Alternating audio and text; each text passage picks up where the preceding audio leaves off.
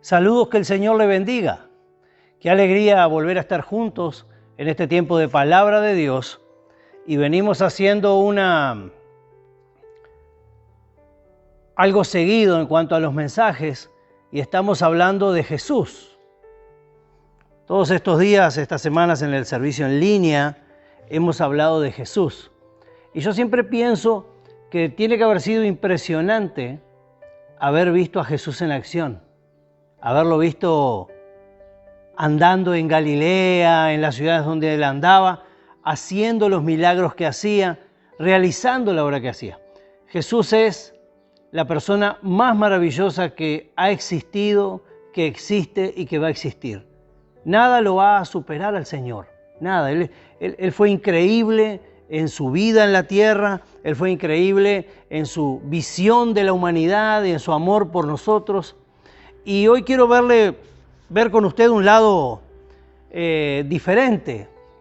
Sabe que no todo el mundo ve igual a Jesús.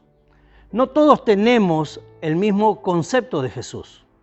No todos tenemos la misma idea de quién es Jesús. Para algunos, Jesús es el Jesús histórico, el Jesús hombre. Nadie lo niega, porque no hay ninguna evidencia que pueda decir que Jesús no existió. Es llamativo, si usted no es cristiano y nos está mirando, usted se dará cuenta que no hay nada que diga que Jesús no existió, porque fueron tantos los testigos oculares que vieron al Señor que es imposible negarlo. Pero ese es el Jesús histórico, el Jesús hombre, vivió entre nosotros, es el Jesús de la Navidad. Ese Jesús, todo el mundo celebra Navidad aún sin creer en Dios. Las personas celebran la Navidad aún sin tener un acercamiento a Dios. Y está bien que usted lo haga porque, aunque sea, está más cerca de conocerlo. Bueno, afectó muchísima gente. El Jesús histórico es el Jesús del calendario. Después que Jesús nació, todo fue después de Cristo. Nadie ha querido cambiar eso porque es imposible de hacerlo, porque así se marcó. En la época de los romanos, ellos mismos inclusive le pusieron los nombres a la mayoría de los meses del año. Desde que nació Jesús, el calendario fue después de Cristo. Por eso aparece el AC o el DC, antes de Cristo y después de Cristo. Es Jesús histórico. Usted, si me está mirando y no es creyente, no lo puede negar. No tiene por qué creer en Él, aunque sería bueno que lo hiciera, pero no lo puede negar. El segundo Jesús es el Jesús construido por una tradición extrabíblica. Es el Jesús de las comedias de la televisión, que están plagadas de errores históricos. Digamos, como ficción puede ser algo fantástico. Si eso quiere reproducir algo de la historia, está realmente plagado de errores, de inventos que no tienen ningún asidero de ninguna manera, a no ser una construcción cultural acerca del Señor. El Jesús extrabíblico es el Jesús político, el que dicen que fue un Jesús revolucionario. Es el Jesús que lo casaron con María Magdalena, por ejemplo, un disparate de los que se dicen, pero también, ¿sí? es el Jesús negado también, porque la gente niega a Jesús. El tercer Jesús es el Jesús bueno. Y usted dirá, pero ¿qué significa que Jesús sea bueno? Es aquel que todo el mundo espera que le haga un favor, no importa si se lo merece o no. Es el Jesús obligado socialmente a hacer cosas, aunque las personas no crean en Él. Es algo que si el ser humano lo razonara un poquito bien, ¿cómo pedirle un favor a alguien a quien yo no quiero? ¿Cómo pedirle un favor a un perfecto desconocido? Ese es el Jesús bueno. Cuando usted va, a participar como doliente al velorio de alguien, las personas dicen, Dios se lo llevó. Y no, Dios no se lleva a todo el mundo. Bueno, pues es el concepto social de que Jesús es bueno. Oiga, sí es bueno, pero no es ese Jesús al que yo puedo utilizar a piacere y yo puedo hacer con él lo que yo quiero como si fuera un amuleto que yo tengo. Jesús es mucho más que eso. Cuarto, el Jesús de la fe, el Salvador del mundo, el menos creído por la humanidad. Algo así como 2.000 a 2.500 millones de personas en el mundo creemos en este Jesús. Este es el verdadero Jesús. Ese Jesús de la fe es Dios, escuche bien este concepto, es Dios encarnado. Y se lo voy a justificar con la palabra. Es el Jesús personal, es en el que yo creo. Es el Jesús personal, es en el que creen todos los cristianos que han puesto su fe en Él. Ese es el Jesús de la fe. Se acercó, es el que vino a estar cerca nuestro, desarrolló un plan para nuestro bienestar. Esa es la mejor imagen de Jesús para construir en el corazón de una persona. Y la Biblia enseña en el Evangelio de Juan, en el capítulo 1, quién es el Jesús que se acercó. Y muchos se sorprenderían, si usted me está mirando y nunca leyó este texto bíblico, se va a sorprender de quién es Jesús. Esta es la mejor descripción de Jesús. Cuando Juan, el apóstol, escribió el Evangelio de Juan, llegó a ser leído por la segunda y tercera generación de cristianos. No fueron los primeros cristianos que leyeron el Evangelio de Juan. Cuando Juan salió a la luz pública para ser leído este Evangelio, ya iba corriendo el final de la segunda y quizás la tercera generación de cristianos. ¿Por qué le quiero explicar esto?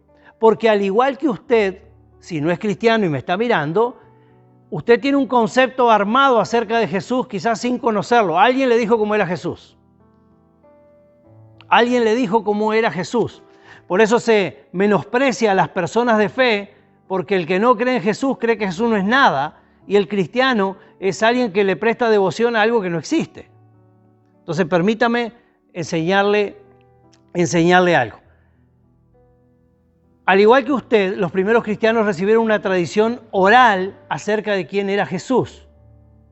Yo hasta que me convertí al cristianismo tenía un concepto acerca de Jesús. ¿Cuál era el concepto que manejaban los primeros cristianos? Era un concepto general acerca de tres asuntos: el ministerio de Jesús, la muerte de Jesús y la resurrección de Jesús.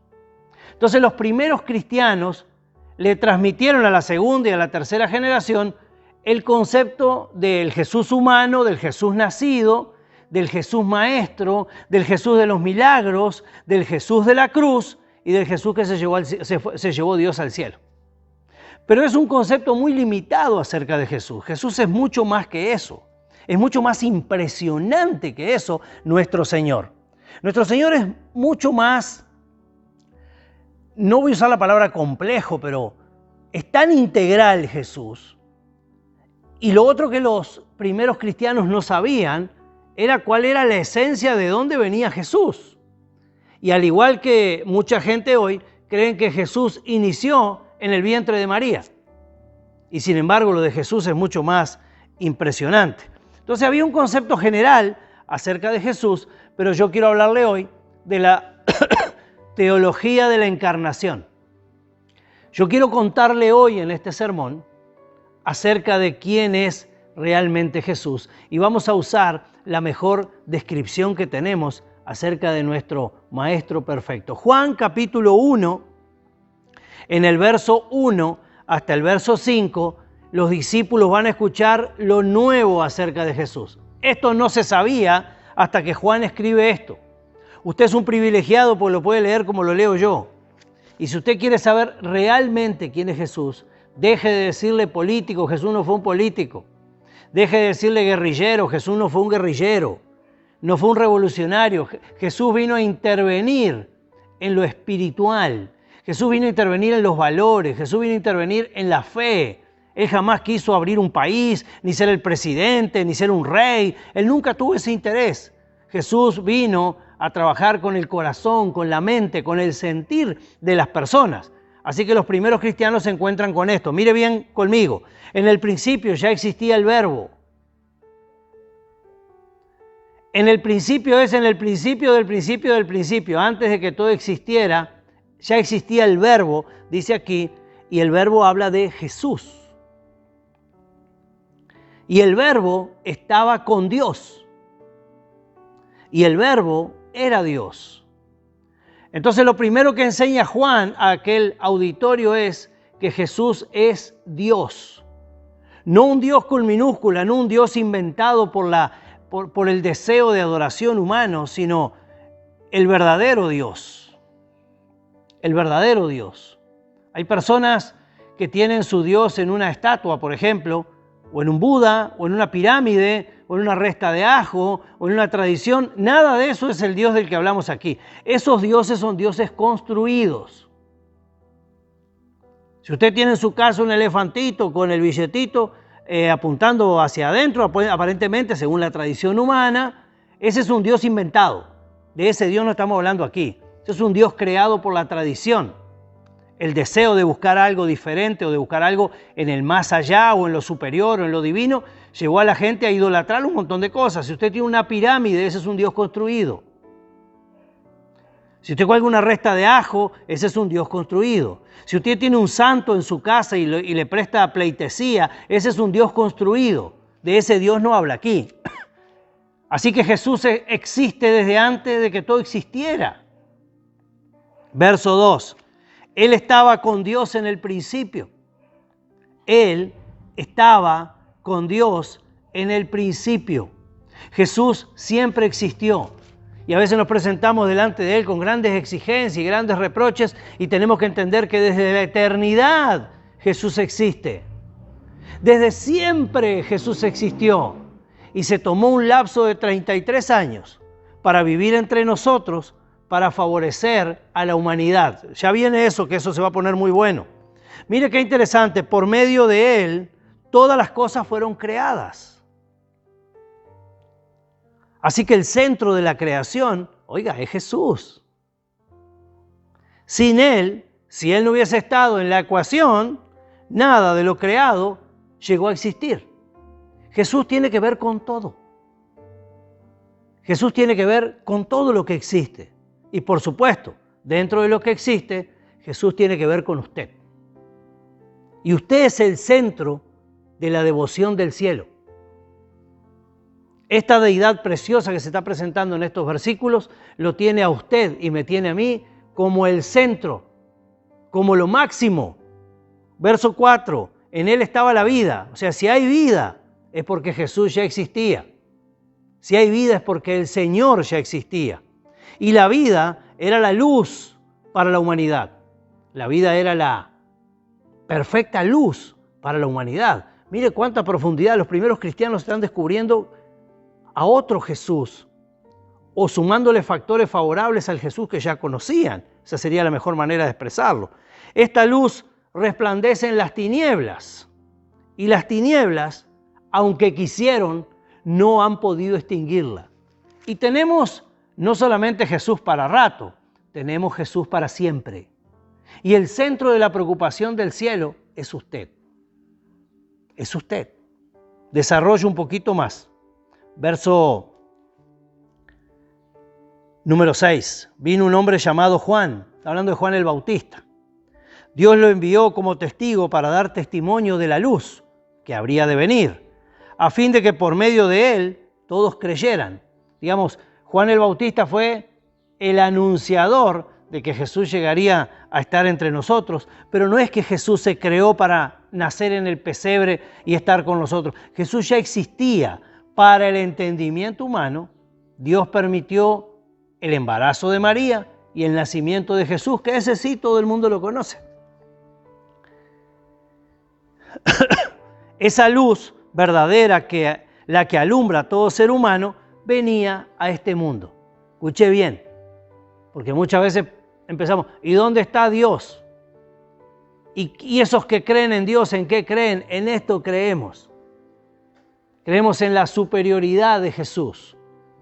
Creemos en que Él nos tiene en tanta relevancia que hizo todas las cosas para favorecernos a nosotros.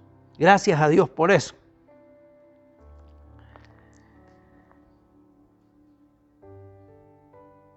Verso 11. Vino a lo que era suyo, pero los suyos no lo recibieron. Vino a lo que Él había creado, dice. Vino a lo que había sido relevante para Él. Dios permitió la encarnación de Jesús para mostrar la relevancia que tenemos nosotros para el verdadero Dios. Y dice que con todas las muestras que dio Dios al enviar a Jesús, con eso y todo, los suyos no lo recibieron. Verso 12. Mas, ¿a cuántos lo recibieron? A los que creen en su nombre. Si usted está en esa lista, escuche que esto es para usted. Y si usted no está en esa lista, sepa que está a una pequeñísima distancia de estar dentro del plan de Dios. Solo tiene usted un día que decir que sí. Mas a cuantos lo recibieron, a los que creen en su nombre, les dio el derecho de ser hijos de Dios. Todos son creación de Dios. Todos. Todo lo que existe es creación de Dios. Y usted acaba de aprender hoy que se creó porque Jesús existía. Pero no todos son hijos de Dios. No todos tienen el honor de ser hijos de Dios, porque dice que muchos simplemente le dijeron que no, o le dieron la espalda, o se fueron lejos. Pero este es un día de oportunidad, el día de hoy. Quiero leer el verso 14. Y este es el mayor, quiero que escuche esto, este es el mayor acontecimiento de la historia de la humanidad. Y no habrá otro mayor que este. Este es el mayor. Dios se hace ser humano. Si usted cree, si usted quiere creer que dos piedritas se cruzaron en el espacio y crearon la galaxia, yo no tengo ningún problema con eso, yo no creo eso. Pero si a usted le hace feliz, crea eso. Cero estrés con eso. ¿Usted quiere creer eso? Estoy hablando de la teoría del Big Bang. Y si usted quiere creer que 7.200 millones de años para atrás, algo que no se sabe, pasó por allá, como la ciencia trata de justificar, sin ninguna evidencia, por cierto, porque nadie tiene una evidencia de 7.000 años para atrás, a no ser algo que vaya dejando en ciertas líneas del tiempo, pero son muchísimos años. Si usted quiere creer eso, sea feliz con eso.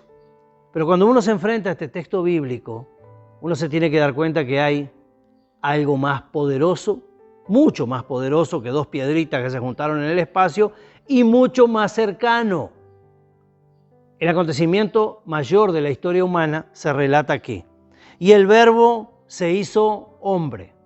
Y ahí sí, era conocido por todos los que estaban ahí. Jesús nació.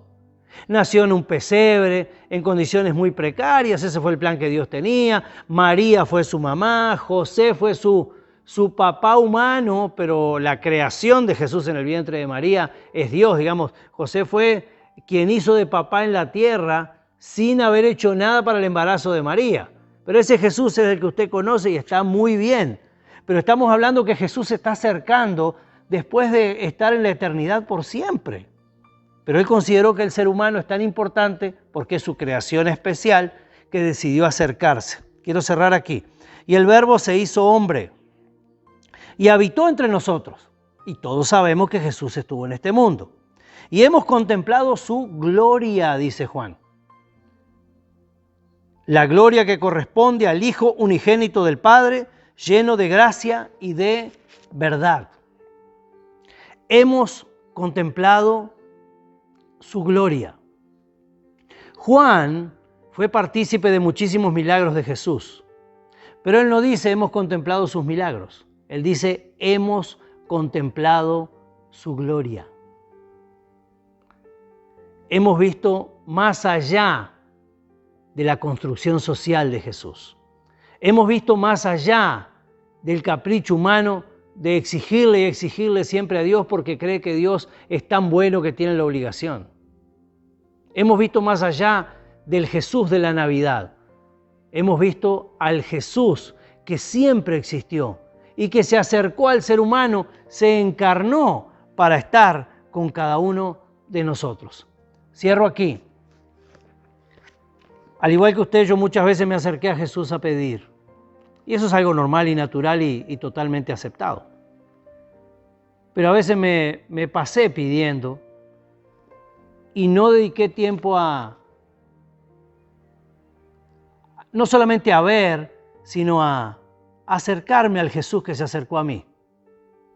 La recomendación de este mensaje, que es lo que menciona Juan aquí, es tomar también tiempo para desarrollar el poder de contemplación de quién es Jesús. Hemos visto su gloria, hemos contemplado su gloria, dice Juan. Hemos visto realmente a Jesús tal cual es. Hemos visto al Señor acercándose en amor a nosotros después de existir por siempre, y siempre va a existir. Y aunque esto le cause a usted un dolor de cabeza teológico, y aunque esto le cause a usted un dolor de cabeza en su entendimiento, Jesús siempre existió. Y tan relevante es el ser humano que se acercó para que usted y yo tengamos la capacidad de contemplarlo un poquito. Cada día que usted se levanta, usted está vivo porque Dios así lo quiere. Cada vez que usted se acuesta, su cuerpo le anuncia que usted tiene sueño porque Dios lo creó así.